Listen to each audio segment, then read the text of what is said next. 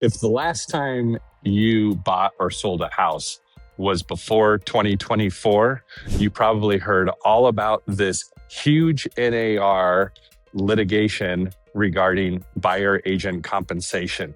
Well, you maybe heard half the story at best. So let me fill you in on the rest. So what everybody got so excited about is what the headline said about this lawsuit, which was that sellers were no longer going to have to pay buyer agent commission. Well, the fact of the matter is they never did. That piece was always negotiable and has always been negotiable. So what really happened in that lawsuit? The big change was that it decoupled the commission between the buyer agent and the listing agent.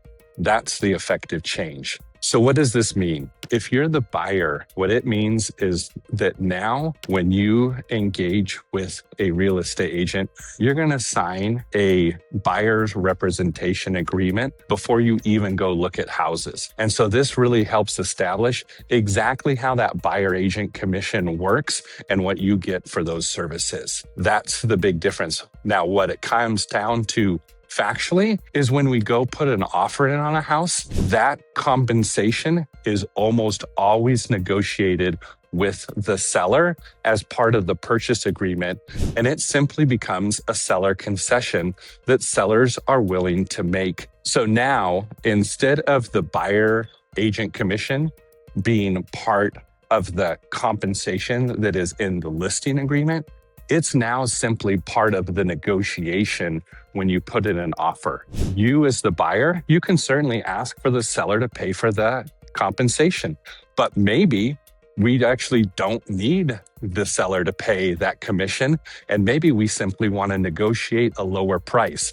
The good news for you is you now have full visibility and transparency on that process, and you and your agent can figure out what's going to work the best for you in your circumstances. So for instance, in one of my transactions earlier this year, I had a buyer that had a large down payment, and we were competitive in the offer. In other words, there was multiple offers coming in.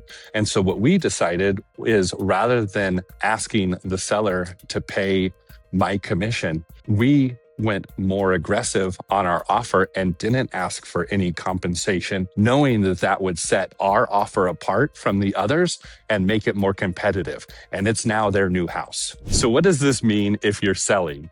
What the headlines would have you believe is that hey, great news, you no longer have to pay a buyer agent commission, right? Well, guess what? You don't. Technically speaking, if you don't want to pay a buyer agent commission, you don't have to. I'll tell you what, having done over 500 transactions, I have never met a seller that is really excited to pay extra fees. But the fact of the matter is that if you choose not to offer a buyer agent compensation, it means that you're going to have less buyers coming through your door.